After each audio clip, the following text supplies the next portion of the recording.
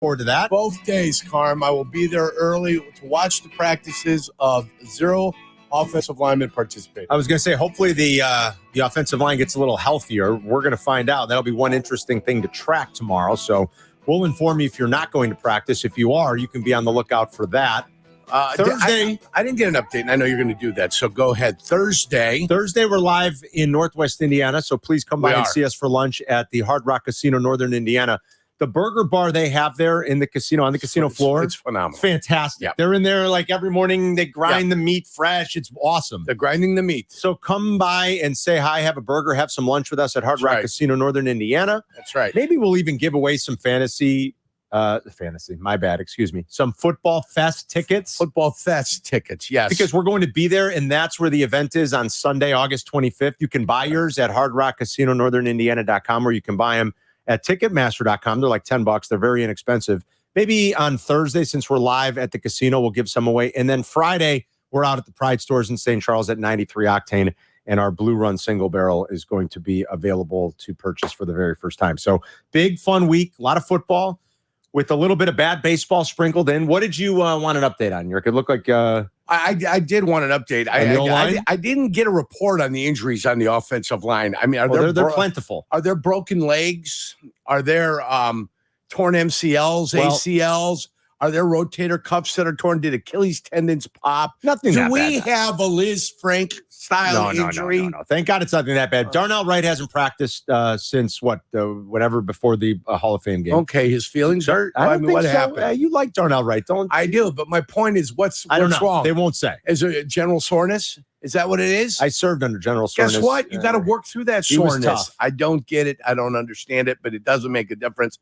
Whatever linemen are there on Wednesday and Thursday, or Tuesday and Wednesday, we're going to watch. Well, Tevin Jenkins missed some time over the weekend. So did Darnell Wright. Nate Davis returned for individual stuff yesterday, but was not there for team. Yeah. So who knows? He doesn't want to hit nobody. You got 60% of your O-line that was down and out, and it made, I guess, for a very rough Sunday up at Hallis Hall for the offense. Oh, I can imagine.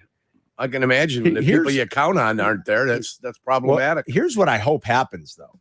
I would very much like Caleb Williams to play a little bit in this second exhibition game on Saturday in Buffalo. If they don't have a healthy offensive line, reading the tea leaves and reading between the lines, Jurko, here, now I set you off last week. I didn't mean to, but you were beside yourself a week ago today when I said they're probably not going to play in the Hall of Fame game. Yeah. If that O-line is not healthy, get ready for the excuse that, we can't put him in harm's way and he's not going to play on Saturday. If that O-line's not healthy. What, are they going to sit him all year? I go, this is what they're setting it up for. They're going to set him up for, it's not ideal, so we're not even going to play him. Is that what we're doing? Is that what we're setting everybody up for? At some point, you're going to be in harm's way, aren't you? At some point, you're going to be in harm's way. Yes. So what? You're not going to play him the first game of the year because you didn't have enough time to play in the preseason because you decided it wasn't enough time for him? He's playing the first game of the year. Why? What would lead you to believe he'd play the first game? Well, this is probably more of a question for Chris Black, our resident USC fan. Is the complement or whatever O-line they put up there, the backup players, whoever's out there on Saturday for the preseason game, is that better than what he played behind at USC? Good question. Probably, yeah. Okay. Because last year was bad, wasn't it, Chris? Then he should play. It was really bad. Then he should play because he's used to this. Yeah, it was bad. That's the thing is this isn't a guy that just stood up and got sacked a bunch of times. He's used to playing behind bad offensive lines. And it's still probably going to be better than the line he played. Not probably, it without question is better than the line he played behind last year. So let him play. It's like trying to convince the kid to jump off the high dive that gets up there and is, oh no, I'll climb back down the ladder because he gets up there. At some point, he is going to be uncomfortable. At some point, he is going to be under duress. I don't think Caleb even minds it, to be honest. I don't think so either. Why are they making this happen? What are they doing? Let's track it this week. Again, let the man play. Maybe we get word tomorrow when we're back there. Maybe Eberflus, who did not meet the media yesterday, will update things. He'll definitely update things tomorrow. Maybe he'll have an update on the health and the expectation for Saturday. I think we all love to see him play a little bit. We're all excited. Well, and I think the reps are going to be valuable. As much as this preseason across the league has become a joke, the reps at some point for a rookie are going to be valuable and important for a team that's got a certain level of expectation. You do not want his first reps coming in a real game. I think to you're start right. off the season. You don't want them to be the first ones. Trust me. Yeah. And then I don't want to hear the mantra of excuses that come out of that place.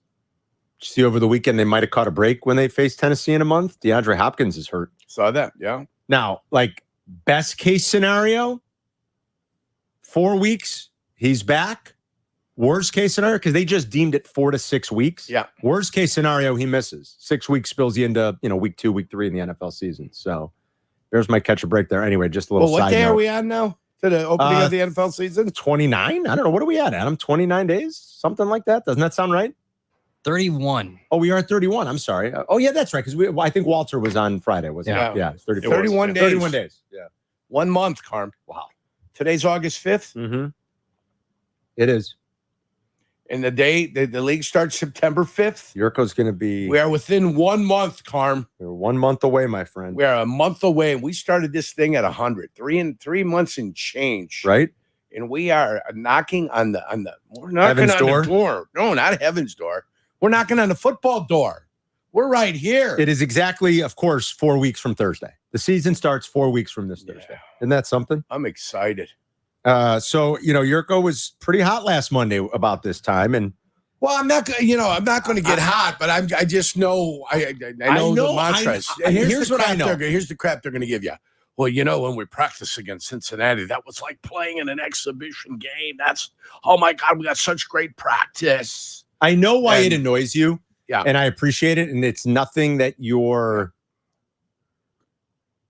it's nothing that you have to artificially exaggerate. Right. I know the former player in you well enough Chaps to my know ass. how it kind of chaps your ass and why you'd never want to put any of your players in harm's way. It's an ass chapper. It is an inherently violent sport, and there's always going to be a little risk of element of injury, obviously. But I get what you're always saying about the need to make sure that you're maximizing your opportunity to get reps in something that is going to look close to the regular season. Something that's going to look like it's close. You've got to become prepared. Right. You don't want to go in there like a rube, making rube-like mistakes because somebody was too tentative to pull the trigger to get you in there. Let's see what it looks like tomorrow and if they get a little healthier, after a day off today, if some of their alignment can return. At some point, I'd like to see the young man grab the bull by the horns and say, hey, no, I'm going. Give me my 20-some-odd reps I need to get. And if you don't have to take our word for it, just what we're reading and hearing from the way it was reported. A lot of times, you guys are making it worse than it seems, and the offense isn't that bad. Did you hear about what happened at practice yesterday? Matt Eberflus made him go into the 2-minute drill again.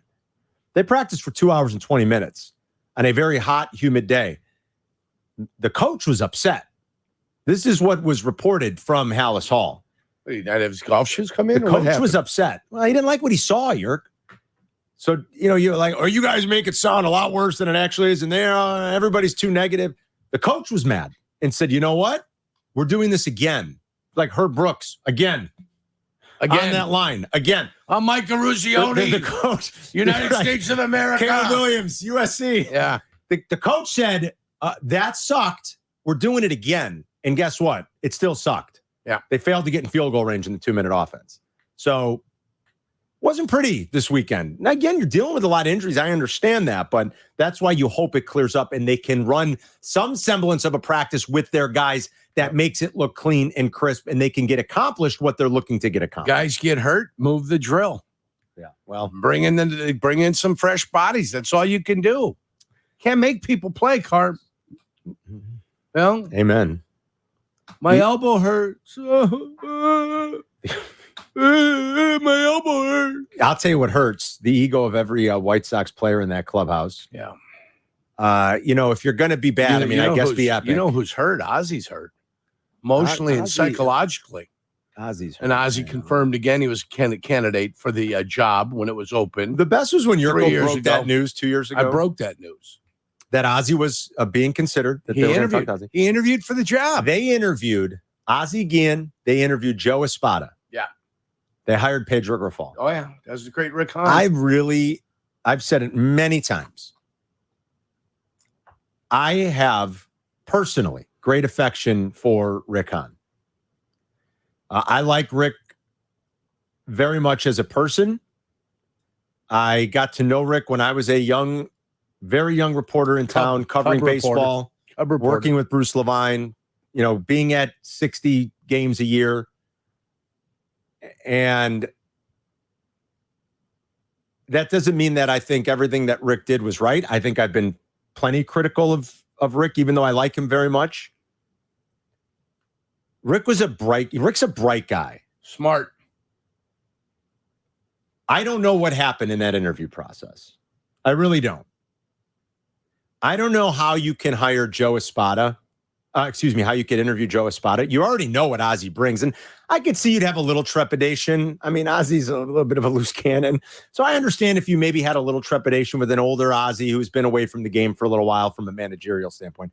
But how you can interview those guys, especially when you see what Espada's doing in his first year after a horrendous start in Houston, how he's righted that ship. His players are better, I get it. But what could have led you to Pedro Grifol is beyond me. And I know I've made the joke, like Pedro sent, remember the scene in Good Will Hunting when he sends Ben Affleck on the job interview? Yeah. This is kind of like the reverse. Did Pedro Grifol send someone in his place? In his steed? Yeah, that was really impressive. And then when the morning of the press conference, when Pedro showed up, was Rick Hahn like, who are you? I'm Pedro Grifol. No, you're not. Yeah. No, I'm Pedro. You're not the guy I talked to. You're not. Yeah. Wait, you're not the guy I talked to. Did that happen? Did Pedro Grifol send someone in his steed, like Jurko said? Yeah, in his steed. And Rick Hahn was, and then when they got there, and Rick was like, well, now we got egg on our face. We can't not hire him. So I guess we're hiring Pedro Grifol. What could have happened? What could have possibly happened in that interview process along that way that would have led a very smart individual in Rick Hahn, who's granted made some poor decisions. I get it. But that would have led him to Pedro Grifol over guys like Joe Espada and Ozzie Guillen and whomever else they interviewed. I don't know. What happened, Jurko? That is all, water under the bridge now. It is? Feels like it's still sitting there. I don't know. Stagnant? Yeah, the mistake. It feels like there's a whirlpool under that sucking us all down into it that are White Sox fans. They made a mistake, and it was an epic failure. But as you and I noted earlier, they never gave him anything there. It's been right. Bad. They haven't given it. And then you've had the injuries to whoever your star players are. If Moncada was a star, he was down. Eloy's down. Yucky. Everybody was injured. Do you miss Eloy? Even Robert. No, I don't. Even though he's gone? Yeah, he's gone. I don't miss him at all. Even though he's like 5 of 9 or something for his new team. Nobody cares. Of course. Not one bit do I miss him. Am I sad? Not one bit. Isn't that sad? We won the Quintana trade. So whoever you got back for Cease, and it might be somebody good, but whoever you got back for Cease, that's now what the Quintana trade has become. Right? Whoever they traded. Yeah, basically. You hope Drew Thorpe turns out to be whoever really that good. is. I don't know that he will. And then whatever you got for Eloy, you're hoping at some point he develops and becomes something. And those are your comparables now. 5 and 9, a double, and 2 RBIs. You're right. Yeah. I don't care. Yeah. It's so bad. I really do want to know if White Sox fans at this point are all in on just setting records to be awful. And 24 I'm games. In, right? 30 and 100, right? Dude, Shane Norling stopped me upstairs earlier today, Captain Hoodie's producer, of course, and he said, you might lose that bet. I said, yeah, I think I might. And I had to give Jurko odds on it. It was a week ago tomorrow. To refresh your memory, Jurko's got you got 100 losses. All they have to do is go 30 wins. Hey, all they have to do is go 2-13 in the next 15, which is possible. And I'm a winner. I want to know from Sox fans, seriously, are the few of you that are out there? I mean, White Sox, listen, the Oakland Athletics have won 19 more games. They've got 20 more wins than the Sox. They got 46 and 67. Zetterman's upstairs. He goes, well, come on. They're not going to get swept by Oakland. Shay and I looked at him. We said, not going to get swept by Oakland. Oakland's got one of the hottest hitters in the league in their lineup. They've got 20 more wins than the White Sox. Of course they could get swept by Oakland. They stink in that stadium when they're good, let alone when they're epically bad. Yeah. Are you hoping for the worst at this point, Sox fans? Are you just cheering for the all-time like worst of the worst? They're a national story. National shows never talk about the White Sox until now because they're an embarrassment. The next worst team in baseball has 14 more wins than them. 14. 2 weeks worth of baseball, basically, of games, like it's just sickening. 312-332-3776. Ring us up. Anything you want to talk about from the weekend. I want to play that Ozzy stuff that Jurko was hinting at too, because it was kind of funny yesterday. Ozzy said he needs to see a shrink because he can't believe Pedro Grafal got hired over he did. It was funny. Ozzy decked out in leather. I called him Lozzy. Ozzy was all decked out in leather yesterday in the postgame show. We'll play that coming up. Join us at 312-332